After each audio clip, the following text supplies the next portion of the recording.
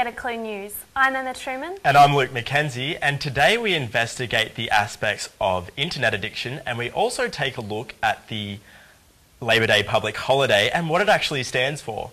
But first off, we'll cross to Elise with the latest news updates. The official death toll of the Burman cyclone sits at 22,000, but many commentators fear the number could reach 250,000. The cyclone savaged Burma over the weekend, with winds reaching 200 kilometres per hour. However, most of the deaths were caused by a tidal wave. Most Burmese people cannot swim, and the victims reportedly drowned when the 12-foot wave swept through coastal villages. The Burmese authorities are allegedly holding up international aid workers by refusing to issue visas.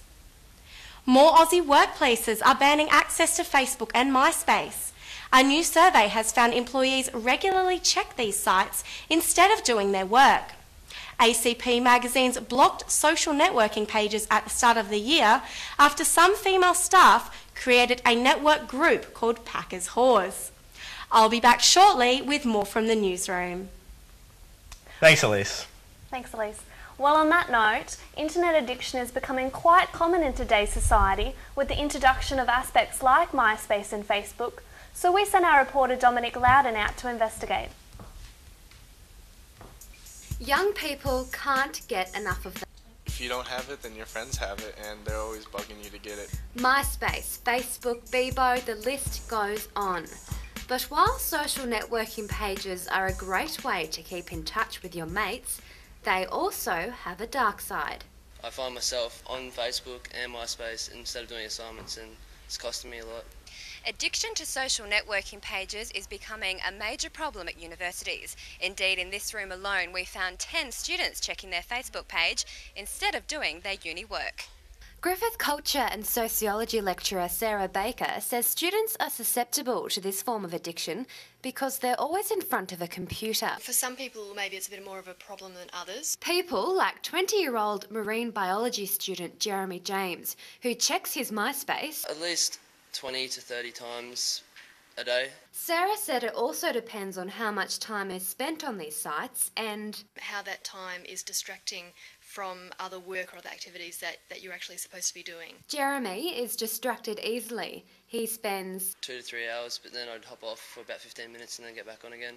Would Ryan delete his Facebook if he became too addicted? I would probably have to turn around and hate it in order for me to delete it. I think the more addicted I get, the more I'm just going to use it. And does Sarah have a Facebook? Absolutely, who doesn't these days? And with a response like that, Generation Y's addiction to social networking pages looks set to continue.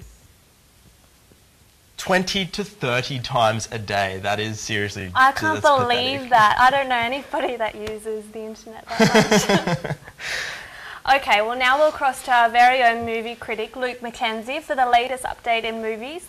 What are we going to look at today? Well, this week, Emma, we're taking a look at the film Memento, starring Aussie actor Guy Pearce and award-winning actress Carrie-Anne Moss. Memento is a psychological thriller written and directed by Christopher Nolan, who is also the producer of Heath Ledger's final upcoming Batman movie, The Black Knight. The storyline focuses around Guy Pearce's character Lenny, who is trying to hunt down the man that murdered his wife and left him for dead. However, there's one slight problem. Lenny suffers from short-term memory loss ever since the attack. So in order to cope with his disability, he takes Polaroid photos and tattoos himself with notes about the investigation and the people he meets along the way. The film uses a variety of storytelling techniques with particular emphasis on the two alternating narratives. One of them is shown in 5 to 7 minute colour sequences, which play in reverse chronological order, meaning that the plot is told backwards. And the other narrative is shown in black and white sequences, which run in chronological order. The reasoning behind the type of structure is so that the audience can relate to Lenny as if they're also suffering from short-term memory loss. But don't let the diverse editing turn you away from the film like it did with a number of production companies. To this day, the film has made a profit of $35 million, which is pretty darn good for an independent movie. Memento is the perfect choice if you're in the mood for a crafty edited film with good editing. I won't lie to you, it does have a few confusing scenes, but it also has a story that will keep you guessing until the very end. Wow, I can't believe that. $35 million for an independent film. That's massive. I know, it's amazing, isn't it? All right, well, that sounds really interesting. How would you rate it? I'd probably give it 8 Get a Clues out of 10. That was lame. That's pretty good. Oh, also, you'll also find it in the art house section of your movie store because it's an independent film. It's art house. I didn't know that independent films were only... that art house were independent films. Yeah, they are. Oh, okay, Yeah. that's really interesting. Yep. Okay. Okay, well, anyway, moving on. Earlier this week, we sent Emma out to do a package on what Labor Day actually means. She hit the streets of the Gold Coast. Labor Day is a public holiday celebrated annually all over the world. But do many people really know what it is and why we recognise it with a holiday? I'm hitting the streets of the Gold Coast today to get a clue and see what the public know. Can you tell me what the Labor Day public holiday is about? I'm not too sure. Ordinary person that goes out to work every day. It's a public holiday where I don't have to go and make my boss money. Well, Labor Day is about 8 hours of work, 8 hours of sleep, 8 hours of recreation. A day where you don't work. Having a day off?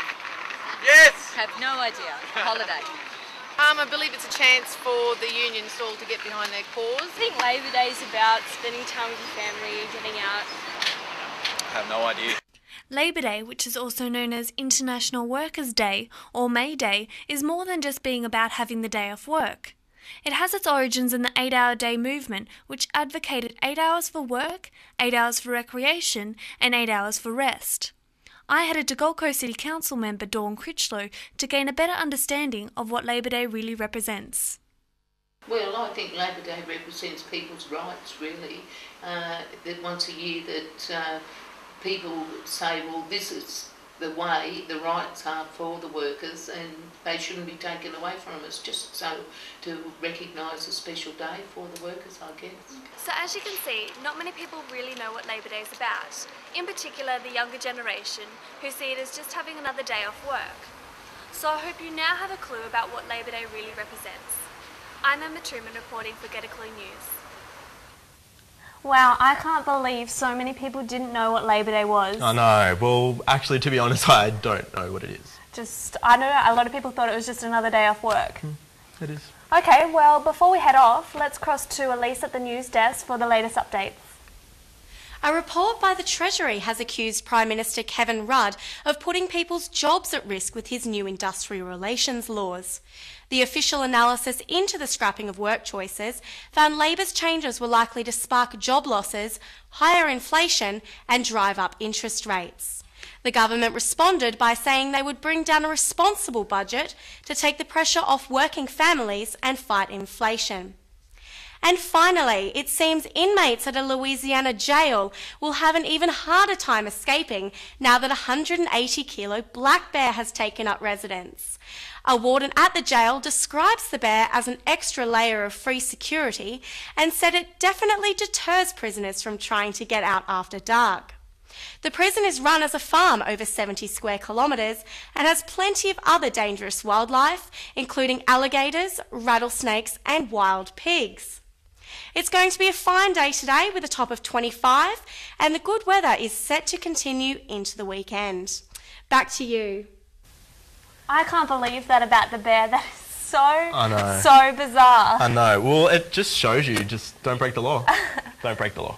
All right, well, thank you for joining us today. That's all we've got time for. Yes, and if you have any questions or you want to send us a comment, just hit our website at www.myspace.com/getacluenews. Or you can send us an email to getaclueteam@live.com.au.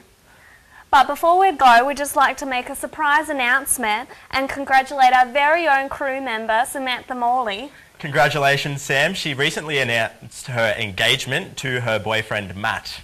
We wish you all the best. Congratulations. All right, thanks for that, and tune in next week for more of Get a Clue News. I'm Emma Truman. And I'm Luke McKenzie. Thanks for watching.